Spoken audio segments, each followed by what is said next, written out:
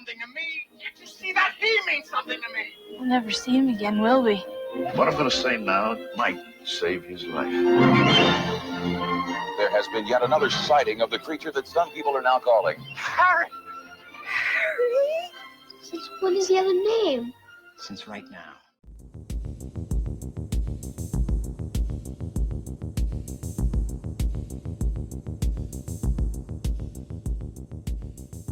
Hey guys, I'm Kevin.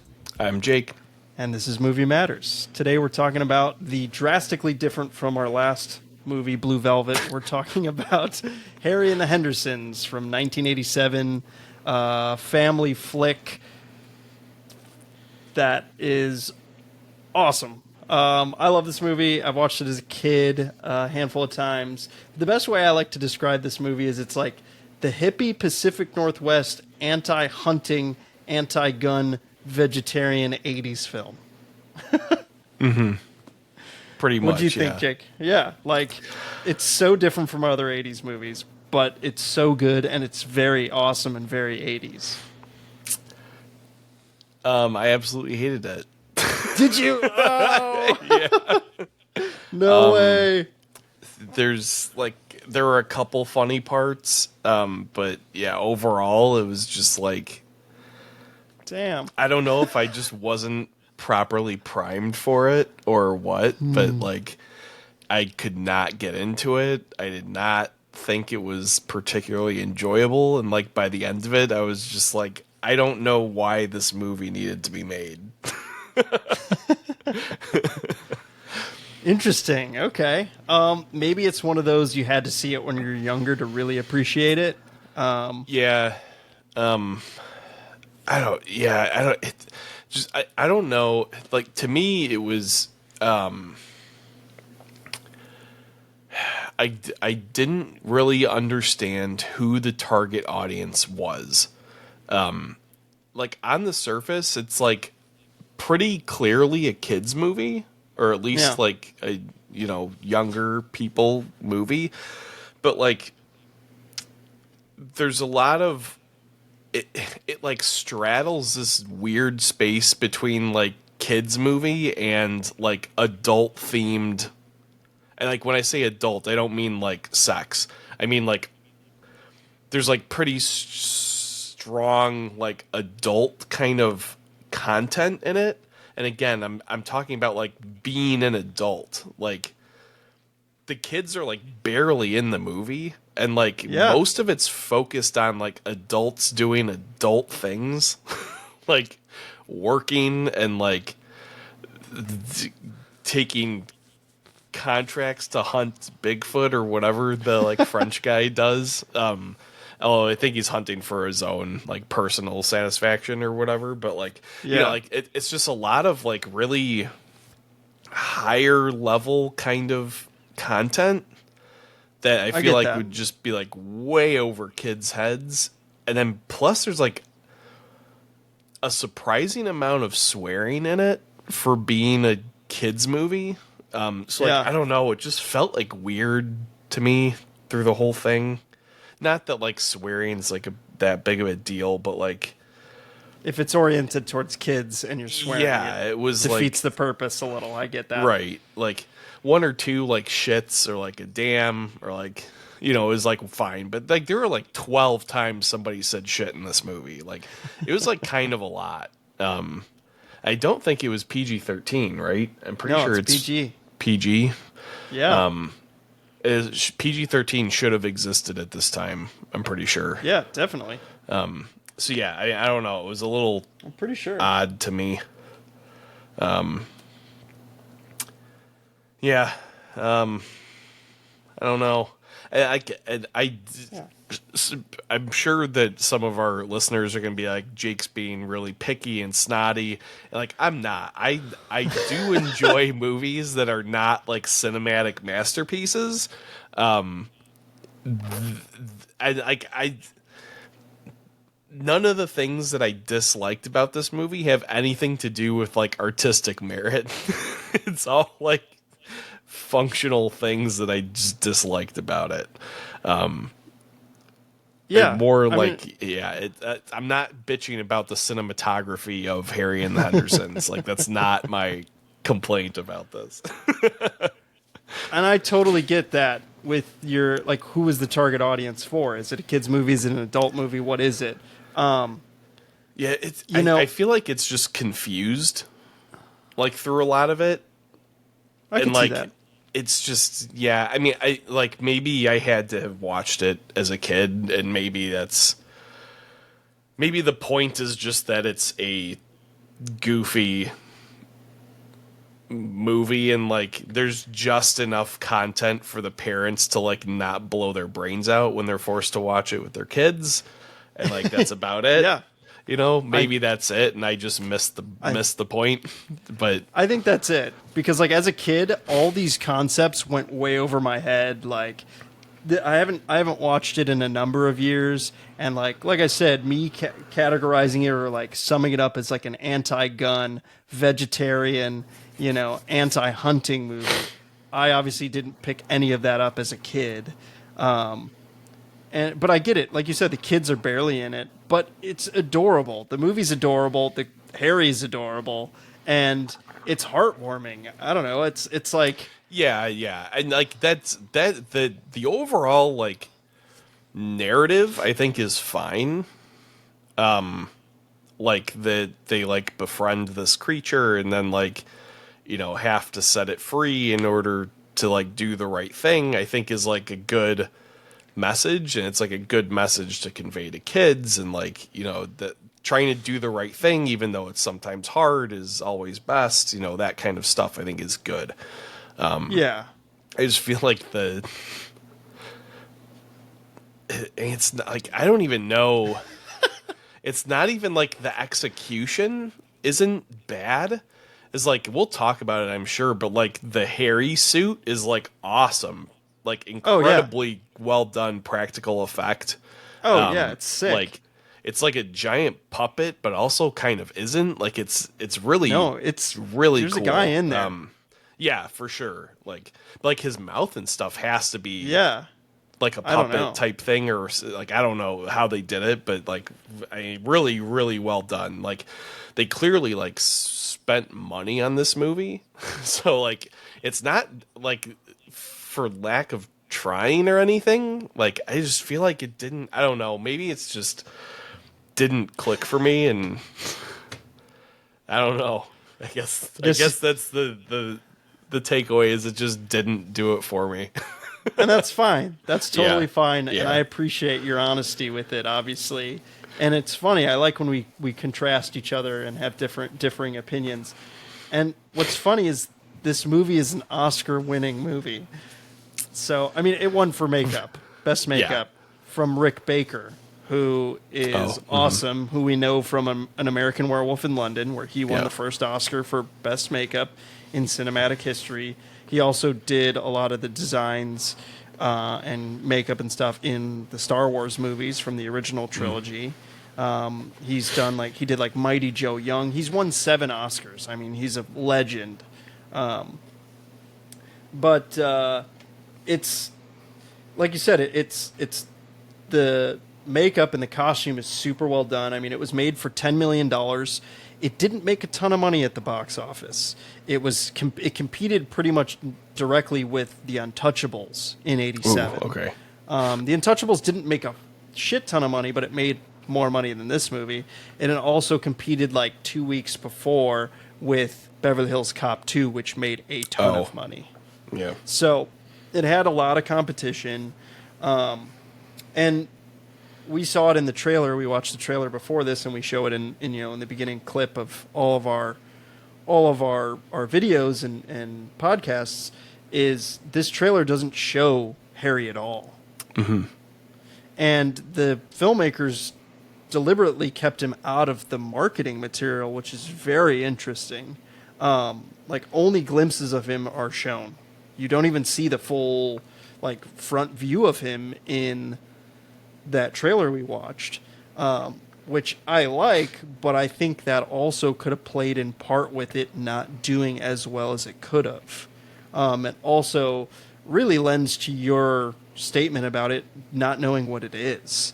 Like, is it trying to be a scary movie? Like in that trailer, like it looks like a comedy. Is it a family movie? The music in the trailer points to it being a comedy because it's kind of like some like goofy up tempo kind of like circusy type sounding like music, but like it's a lot of people screaming at like the camera. It's a lot of like dark kind of foreboding environment shots and like that kind of stuff. So like it's. I think I would totally agree that I think it's a good move not to just give away the fact that he's like this kind of like happy, like looking like goof gorilla thing, but like, I feel like there's a little bit more of a balance that could have been struck in the trailer to make you understand that like this is really like a lighthearted comedy and not at all a horror movie. Yeah, like they could have shown the drawing, like the scary drawing of him, and then shown him in the movie, and I think that would have been a good contrast to show in like the trailer. Yeah. But again, that's why the studio thought the movie didn't do as well, is because of the marketing, which is really interesting. And they renamed the film Bigfoot and the Hendersons in many overseas territories to try and make more money, which it made about the same in the States as it did overseas. But then they've reverted it to Harry and the Hendersons and put, Harry on the cover and everything. But I've owned this movie for a long time. I don't know, it just holds a special place in my heart. It's one of those movies I grew up on, and it's, super cute, and it's one of Rick Baker's favorite characters he's created. I mean, like you said, the costume is insane. Kevin Peter Hall is the actor that plays Harry in the costume, and he stands at 7 feet 2 inches, which he plays the Predator in The Predator. Mm-hmm. And there's kind of a sad story with him, and I kind of mentioned it in our Predator review, is that he died in 1991 of AIDS, Kevin Peter Hall, which is super sad. From a blood transfusion, which is like even more sad. So, and Kevin Peter Hall said that this role was his favorite, which is pretty interesting considering it's such a contrast from Predator to this. Like, he plays, this ruthless hunter that, kills people with his hands and claws and rips their spines out, and then you've got him on the other side of the coin as Harry, this like very lovable Bigfoot, which is hilarious. And that also makes me like the movie even more. And I just love you think that Bigfoot's going to be this big scary monster, and they show him how to pet the dog, and they show him how to sit, and I just love that he eats everything and he's a vegetarian. And like, I think one of my favorite parts is how he just like literally will like, when he likes someone, he like just grabs their head and throws them to the ground. That's one of my favorite parts. And like, I love the editing of that because it just shows their legs go up end.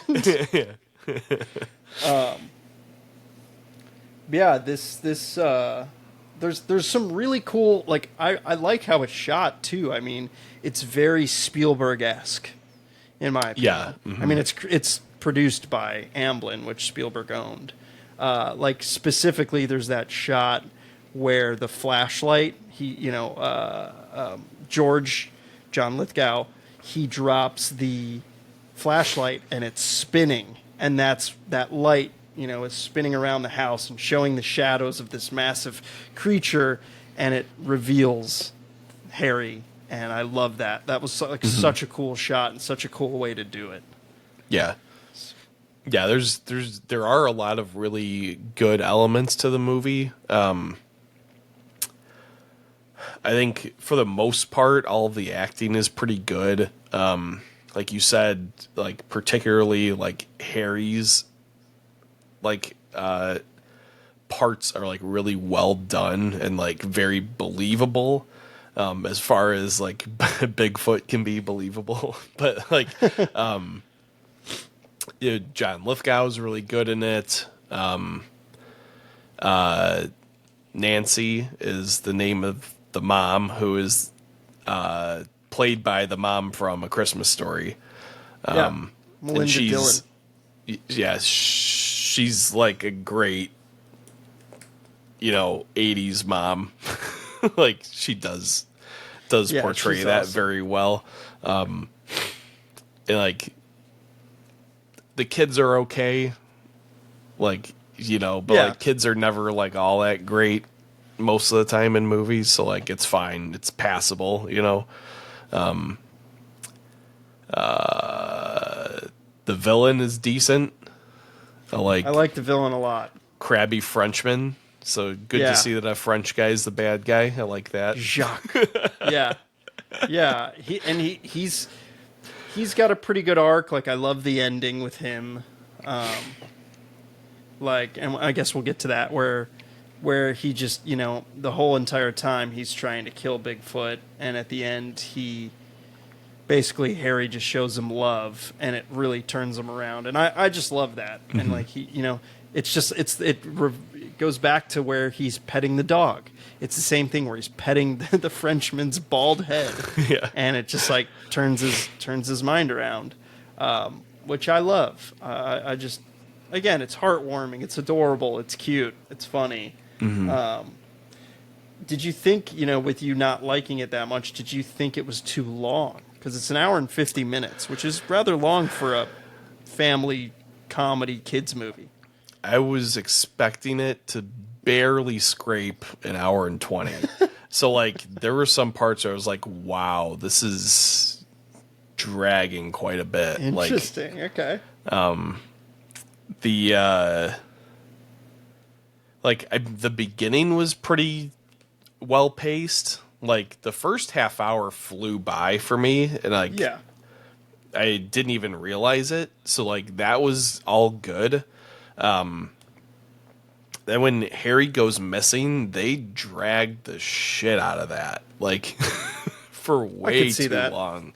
And then like I felt like they just added some like unneeded plot elements, like out of nowhere. Like 2/3 into the movie, you find out that John Lithgow's character has like daddy issues that have never been brought up in the entire movie up until that point. And like it's like, okay, like do we need to know about your painting career for this movie to work? Like, that was a whatever. Little thrown it's in like there. I don't. Maybe that was something, maybe this was originally a 3-hour movie and that's what they decided to leave in, type of thing, like we've seen before. But yeah, I mean, that like subplot is kind of like, okay, like you and your dad hate each other, and like it was pretty out of the blue, because the first time you see him and his dad interact, it's like very normal, like they're just talking, and like they talk about how the French guy killed the bear in their shop or whatever. There's like no animosity whatsoever. It's like very normal father-son discussion. And then later it's like, my dad never let me paint. And like, it's like, where did that come from? And then like, turns out that even though he has like 50 animal trophies in his house, he hates hunting. It's like, just like things they brought up out of nowhere that didn't make much sense. So he changed his attitude because of Harry with hunting. Come on, that's. I get the father-son issue, that being thrown in there, which in my opinion they could have made it better and had it transcend down to the generation. So like it could have been better with, if Ernie wanted to be this big hunter or something like that, which it almost alludes to that, where he's just like always like, I want to shoot this thing, and it's just like, it wasn't like a complete thought though. I feel like, it could have been better with that, where it just trickles down the family line. I just feel like it wasn't needed. Like, even like the whole hunting component of the movie wasn't particularly needed in like the long run. That's the whole thing. That's the whole thing. I mean, John Lithgow's like propensity for hunting or whatever isn't like necessary for the French guy. Yes, like the French guy has to hunt because he's trying to hunt Bigfoot, but like Lithgow's character didn't need to, and his son didn't He need has to. to. And like, He has to, I don't man. know. I disagree. This is one of the few times we disagree. I strongly disagree with that statement because that's the whole heart of the movie, of him, being this world class, and I say that in air quotes and very lightly, like, he's got all these trophies, stuffed deer and all these animals around his house, and he's, known for camping with his family and wants to hunt, and then, he's going to kill Bigfoot, and then, Bigfoot changes him, which I love that. That adds to the aspect of the movie, and it's very, again, like I said, it's hippie, where it's Pacific Northwest. This movie takes place in Seattle, Washington, where in the Pacific Northwest, everyone's kind of free love, hippie, like, peaceful, vegetarians, weird, fun, cool, and it really accentuates that area. And again, it's so contrasting to our normal 80s movies of just chaos and death and all these people just, Arnold Schwarzenegger just mowing down, gorilla number 2, gorilla number 3. So that's what I think it definitely needs that aspect of it. Yeah, I guess you're right about that. And there's that very, very important line where he's just like, Harry, you've changed me. I'm not that guy anymore. And I love that. And it's just like, I get it where his dad is that guy, and his dad is the one that owns the store and wants to sell all these things, and now he wants to make better business because Bigfoot is there, and it goes against, it creates conflict with George, with John Lithgow, and I like that. But yeah, the artist thing is thrown in there, but I like it. Again, it should have transcended down the lineage of, onto Lithgow's son, Ernie. Or at least have been planted early on a little in earlier. the movie. Yeah, I agree. It's just but like coming in like a little over halfway. It just felt like really forced. Yeah, and like you're like, okay, like we need some sort of subplot, to get us through this, like lull in the action where Harry's gone. So let's do this like dad and son fight. Like, okay, like, and it doesn't even like fully finish. There's no resolution in that. Which again, it's kind of an afterthought. So again, I agree with you, but disagree with you. But there's just it's a very classic '80s movie in that regard, I'd say, especially with like Irene, the nosy ass neighbor that's super annoying, and like it's just that supporting character that's not really important, but is in there to add some form of comic relief or to add a little bit more to make the plot move. Well, and she's like she kind of forces some of the stakes to be higher because she's constantly like nosing around their shit and like, trying to get in their business, and they're trying to hide this giant Bigfoot, so like, it's like I think she was a good character. I think the gags with her pool were pretty funny. Yes. Yes. Like the bumper and then using it to wash him and lots of good like jokes about it. Jokes, regarding her character, and like I thought she's also good as the like. I don't know. There's probably a way to like really classify it that I can't think of right now, but like she picks out the bad guy like immediately and kind of like tells him off in the doorway when he shows up at the Hendersons' house. And then Nan kind of like pushes her aside and like it gets all helpful, and like the unsuspecting, like person where like Irene is like the constantly suspicious and like never satisfied, kind of like person. Like I think that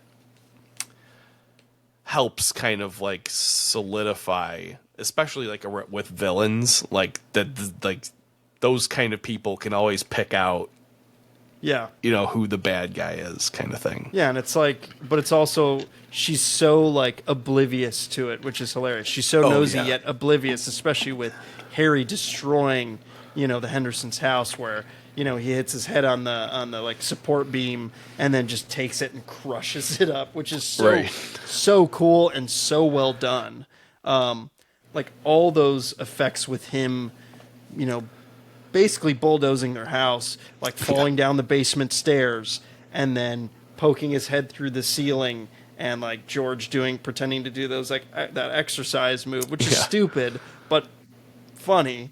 And then like I love the shot where Harry lifts up Ernie, like because he's like, "How am I going to get you up?" And then he's just like, "Hey, like I did that." It's cute and it's funny. It's a movie I don't take very seriously. Yeah, exactly. Which again, they don't make them like that anymore as much. Like John Lithgow was actually standing on a floor that was raising and lowering. Yeah, that was cool. How did they do that? Yeah, I mean it's like I said, they really nailed all of the effects in this movie.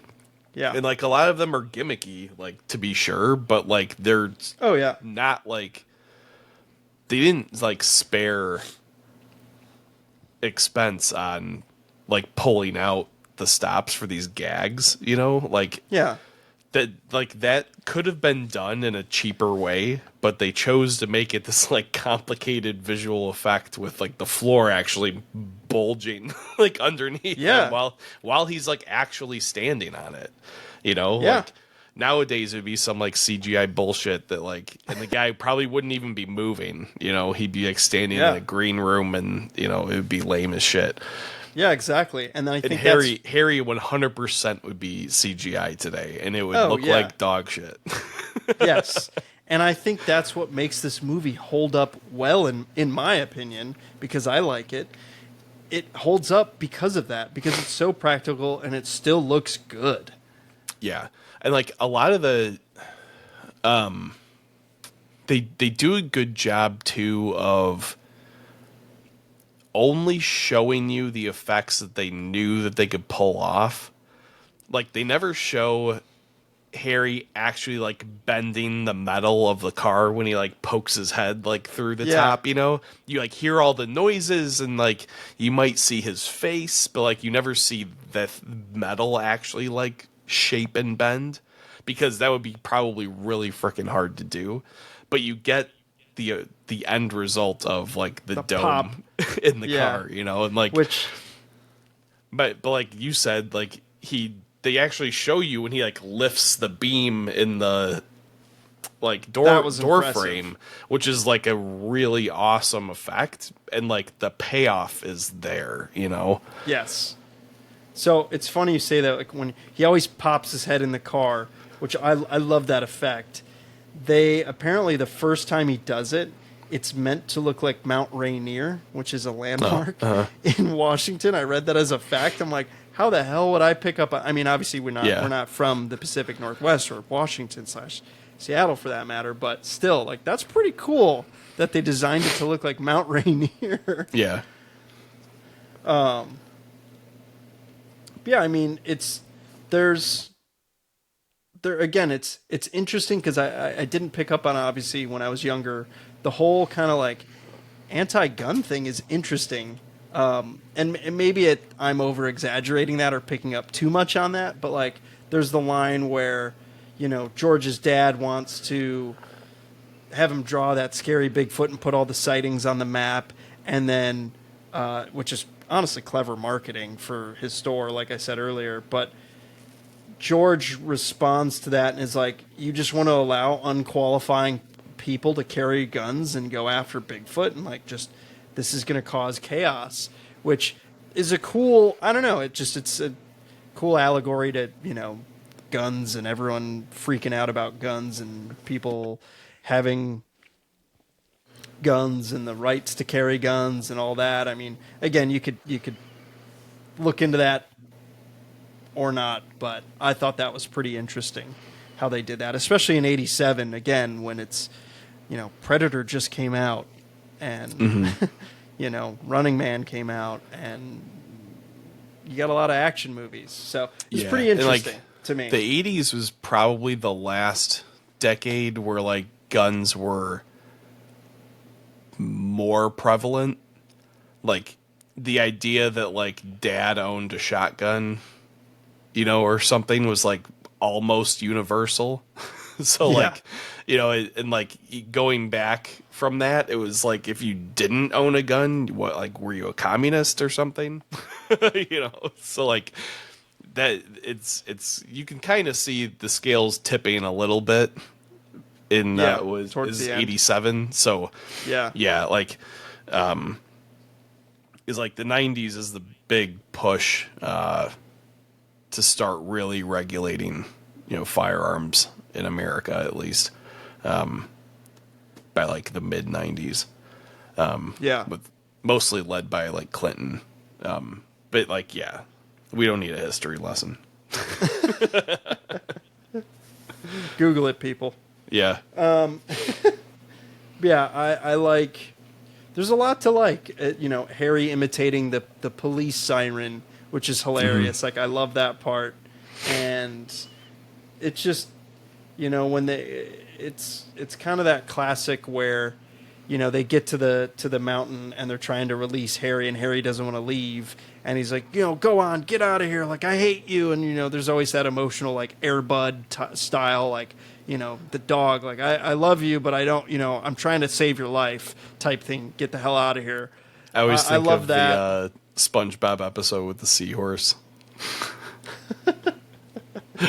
Classic, very classic, which honestly I don't remember it, but I'm sure if I saw a clip of it, I would. It's basically almost exactly the same thing, where like he finds Really? a seahorse, then he has to like let it go so that it can be like free with all the other seahorses. And I he's think like I'm turns pretty around, sure he's I've like, seen it. "Go on, get out of here!" Like, can't you see I don't want you anymore? And like it leaves, and like Patrick walks up behind him. He's like, "Get out of here, you big dumb animal!" And Patrick just turns around and walks away. You know, that was almost that was a pretty good SpongeBob impression. You like had a little bit of the inflection in the voice there. It was good. Yeah, I love that. It's cute. And then, you know, Harry's obviously pissed off, but then he sees them trying to like cover his tracks, which is nice. And again, it gets to the, you know, the bad guy turning good, where he's like, "Don't let him kill me," and he doesn't. And you know, I like the other guy, Wallace Wrightwood, in it, who, like, it justifies all his research, and, you know, it justifies why he's been thought of as crazy, and, you know, the scene where he meets him is great. I was a little worried that they were going to make him a second bad guy. Same. And I'm glad they didn't. Because he does add a little bit of needed enthusiasm, like, near the end. It justifies it almost, too. Like, yeah, and, you know, like, this guy's doing all this research. Yeah, and, like, he gets, like, pumped when he finds out that, like, Bigfoot's real and stuff, you know? I love like, that scene. I feel like it's necessary almost, because the family's almost become complacent at that point with like his existence in like a weird kind of way, and like he kind of like brings back that like awe you know, factor about it. So like, I thought he was a good addition to the plot. Yeah, and it's a good scene comedically where his back is to Harry and Harry's kind of walking around the house and like they're talking about him, and then there's that reveal. I like that a lot. Yeah, it's a sweet movie. It's a good movie. I get your point of why you didn't like it. I think now talking about it, has your mind changed a little bit? No, like, I'm not that like, I hate it is a little strong. But like, it's just like, I don't know. You're not going to watch it again. No. Yeah. I just didn't care for it. Like, I don't know. Okay. Like, maybe some of it's just, like, my own kind of baggage. Like, I had a hard time. Like, usually it goes the other way, where, like, you can't take an actor seriously after seeing them in a comedy, but the first time I can remember seeing Lithgow in something, it was in Dexter, and he is not George Henderson in Dexter. He's like a cold-blooded serial killer psychopath. So yeah, like now seeing him in this like goofier thing, I was like, I don't know how I feel about this. Like, so that's like, pretty much what I first saw him in. Is this? Okay. So yeah. I've always had that like, oh, I like him, and I think he's a cool actor, and he's funny, and then. Yeah, seeing him in Dexter was definitely against type, which is cool, which I like when actors do that. Yeah, I think it's funny. You're like, oh, I've got some baggage. I'm like, were you trying to be an artist too? And your dad was like, you suck? Yeah. It was like, stop painting with those fucking brushes and get out there. Get out there and sell some guns. Yeah. Yeah, I come from a long line of gun salesmen. So. Yeah, that's why I hate this anti-gun propaganda movie. It's all propaganda, this movie. Harry and the Hendersons. That's what's funny. It's just like, again, I didn't pick up on that. I just find it funny. But again, take it as you want. It's I recommend it. Jake doesn't. I would recommend it if you're looking for something that's, like you said, it's lighthearted. It's it's an easy watch. It's not like if you need to detox from Blue Velvet, watch this. Fucking A. Well, what's funny is like I talked to one of my friends about this movie. I texted him and I was like, hey, I watched Harry and the Hendersons this weekend. I love that movie because I know he's seen it. And he's like, yeah, he's like, that's a classic. He's like, I love that movie. He's like, last time I watched it, I kind of teared up at the end. I was like, nice. So I had a feeling you'd get a kick out of that. But yeah, and I'll tell you who it was after we get off this because I'm not going to name names. Yeah, I mean, I totally recognize why people would like this movie. I just didn't click for me. So don't let my hatred for all things nice and beautiful ruin your experience with Harry and the Hendersons. Yeah. So, well, our next movie is also going to be a drastic departure. I think we're doing Scanners. Which is Cronenberg. So we're all over the map here, people. But that's the 80s. Yeah. So we hope you enjoyed this one, and let us know if you're on my side with Harry and the Hendersons, or if you're on Jake's side, the right side. You are right on my screen. So yeah. But not in this discussion. Well, cool, guys. Thanks for listening, and we'll catch you next time.